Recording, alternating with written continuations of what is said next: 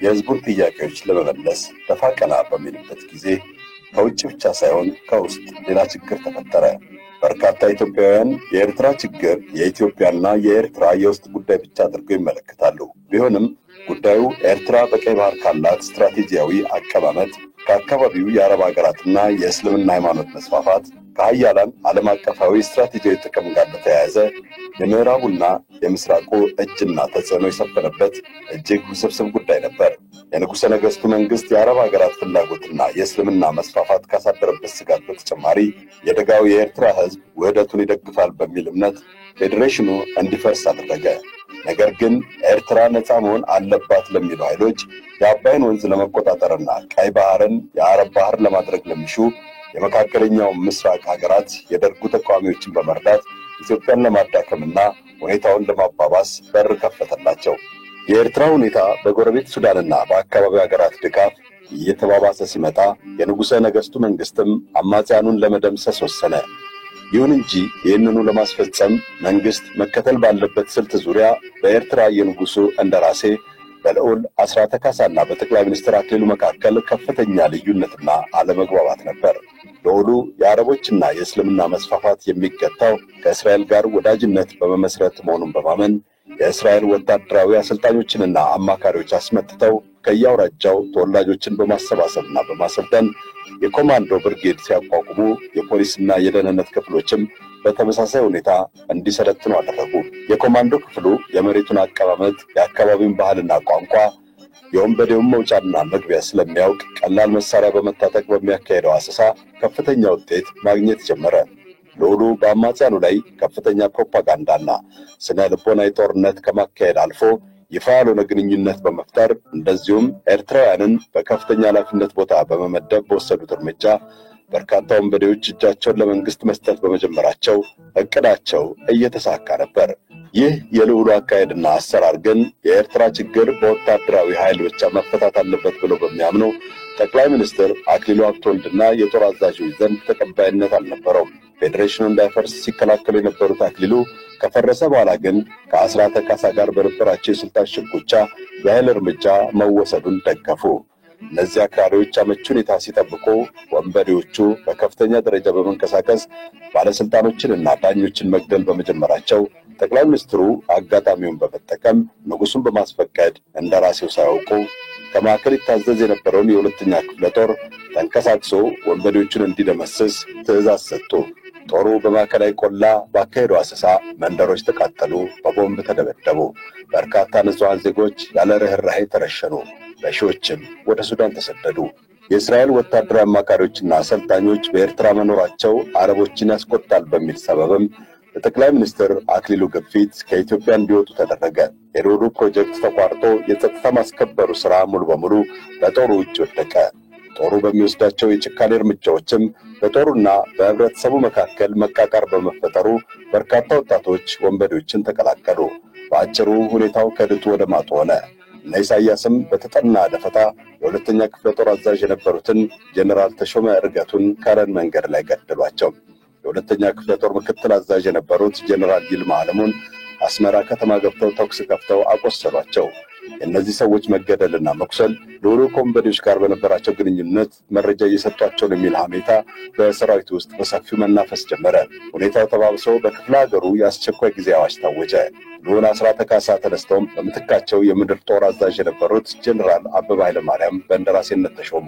ወንበዴዎች ከአረብ ዓለም ከሚያገኙት ድጋፍ በተጨማሪ ከኩባ፣ ሶቪየት ህብረት፣ ቻይናና በአጠቃላይ ከሶሻሊስቱ ካምፕ እርዳታ ማግኘት በመጀመራቸው የኤርትራ ችግር የበለጠ እየተወሳሰበ ሄደ። የኢትዮጵያ መንግስት ችግሩን በወታደራዊ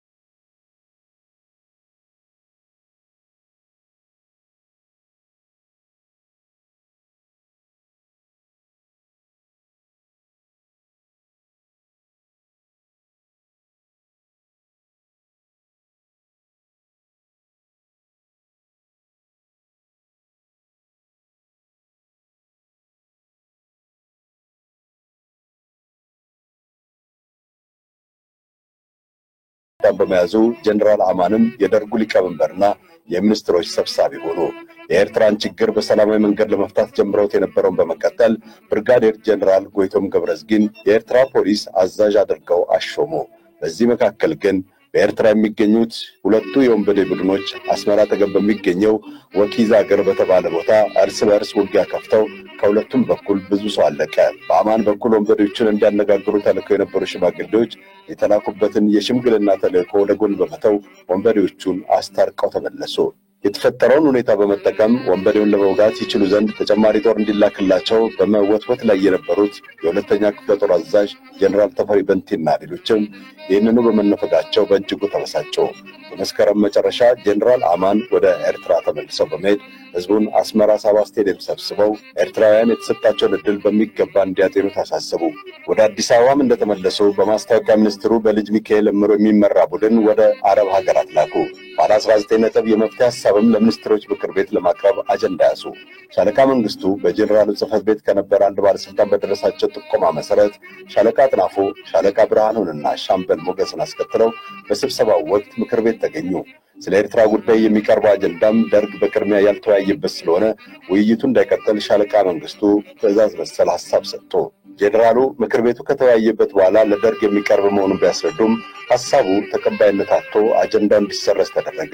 የጀነራል አማን ጥረት በኤርትራ ህዝብ በኩል ድጋፍ የነበረው ቢሆንም በወንበዴዎቹ በኩል ግን ተቀባይነት አልነበረውም። እንዲያውም ወንበዴዎቹ የጀነራል አማን አካሄድ ከኤርትራ ህዝብ እየነጠላቸው መምጣቱ ስላሳሰባቸውና የሻዕቢያው መሪ ሳላህ ሐሳቤ የተዋጊን ሞራልና የህዝቡን ድጋፍ ለማግኘት ሲል ተገንጣዮቹ ከምን ጊዜም ተጠናክረው አዲስ ማጥቃት እንደሚሰነዝሩ የይምሰል ፕሮፓጋንዳ ያዘ። ይህ በእንዲህ እንዳለ ሻለቃ መንግስቱ በወቅቱ የመረጃ ማመዛዘኛና ማከፋፈያ ኮሚቴ ኃላፊ የነበረው ኮሎኔል ተስፋዬ ወልደስላሴን ጀነራሉ ሳያውቁ በሚስጥር ወደ ኤርትራ ላኩ።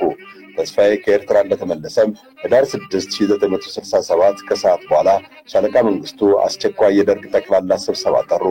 ጀነራል አማንና የጦር ኃይሎች ጠቅላይ ኤታ ማዦር ሹም ጀነራል ግዛው በላይነህም በስብሰባው እንዲገኙ ተደረገ። መንግስቱም ተስፋዬ ወደ ኤርትራ ሄዶ እዛ ስላለው ወቅታዊ ሁኔታ መረጃ የሚያቀርብ መሆኑን በመግለጽ ስብሰባው ተጀመረ። ባቀረበው ሪፖርትም የኤርትራ ወንበዴዎች ከምንጊዜውም በላይ ተጠናክረው አስመራን በመክበብ በማናቸውም ጊዜ ከተማዋን ተቆጣጥረው መንግስት ለማወጅ ተዘጋጅተዋል። የሽምግልና ተልዕኮ የነበሩትም የወንበዴዎቹ ዝግጅት አይተው ተልዕኳቸውን ትተው ልጆቻችን ደርሰዋል በማለት የህዝቡ ልብ እንዲሸፍት አድርገውታል። በአስቸኳይ ተጨማሪ ጦር ካልተላከ በስተቀር ኤርትራ ትገነጠላለች ሲል ደመደመ።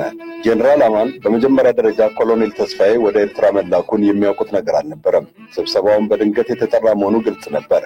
ሪፖርቱን እንዳዳመጡ ኮሎኔል ከየት ያመጣው መረጃ ነው በማለት ከተቆጡ በኋላ የኤርትራ ጉዳይ መፈታት የሚችለው በጦር ሳይሆን በሰላም ነው፣ ይህንንም እኔ ያዝኩት ስለሆነ ለኔ ተውልኝ፣ ተጨማሪ ጦር መላክ ሁኔታውን ከማባባስ ባሻገር የሚፈይደው ነገር የለም በማለት አስረዱ።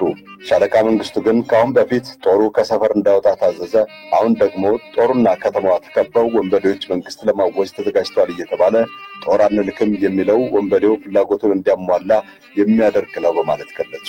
ሻለቃ አጥናፉና ሌሎች የደርግ አባላትም ይህንኑ ሐሳብ አጠናከሩ። አንዳንድ የደርግ አባላት ወንበዴዎችን ጠራርገን ቀይ ባህር እንከታቸዋለን በማለት የሚፎክሩም አልጠፉም።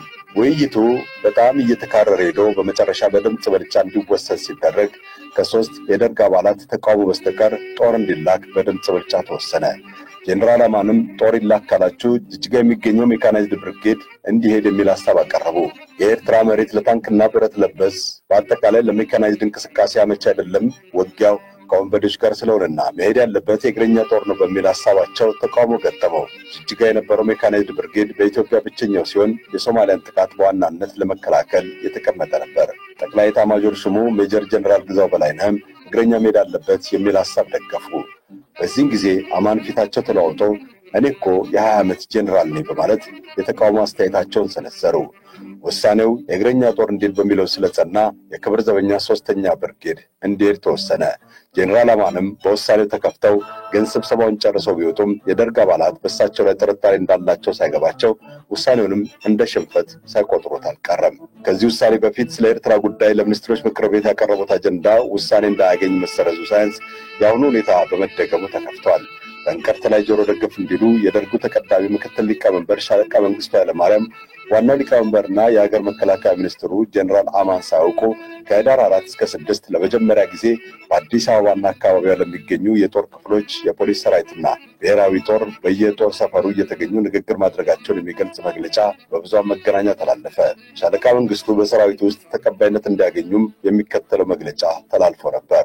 የኢትዮጵያ ጊዜያዊ አስተዳደር ደርግ ተቀዳሚ ምክትል ሊቀመንበር በአሁኑ ጊዜ የመላ ኢትዮጵያ ጦር ኃይልና ህዝብ ብሔራዊ መመሪያ የሆነውን ኢትዮጵያ ትቅደም የተሰኘውን ቃል የሰየሙና የጦር ኃይሎች የፖሊስ ሰራዊትና የብሔራዊ አስተባባሪ ደርግ ሊቀመንበር በመሆን ንቅናቄውን የመሩ ኢትዮጵያ ከቅርብ ጊዜ ወዲህ ከፈጠረቻቸው ወጣት መኮንኖች አንዱና የሀገር ፍቅር የሚያንገበግባቸው ቆራጥ ፈጣን ውሳኔ የሚሰጡ የአንበሳው ክፍለ ጦር ሰራዊት ባልደረባ ናቸው።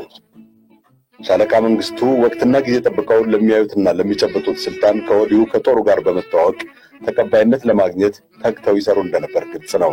ጀነራል አማንም በዚህ ሁሉ ጉንተራና ትንኮሳ በተለይም በኤርትራ ጉዳይ መሃል እንደ ግብፁ ጀነራል ናጊብ አሻንጉሊትና መጠቀሚያ አይደለም በማለት አኩርፈውና ከስራ ገበታቸው ቀርተው በቤታቸው ተቀመጡ። ከደርጉ ጠቅላላ ጉባኤ ማግስትም ህዳር 7 ቀን በአየር ኃይል የምረቃ ስነ ስርዓት ተገኝተው እጩ መኮንኖችን መመረቅ ሲገባቸው አሞኛል በማለት ሳይገኙ ስለቀሩ በመትካቸው ጠቅላይ ኤታማዦር ሹሙ ጀነራል ግዛው በላይን እንዲገኙ ተደረገ። ጀነራል አማን በሚቀጥሉት ቀናት በስራ ገበታቸው ባለመገኘታቸውም ታስረዋል ወይም ተገድለዋል የሚልና ሌላም ወሬ በከተማዋ ይናፈስ ጀመረ።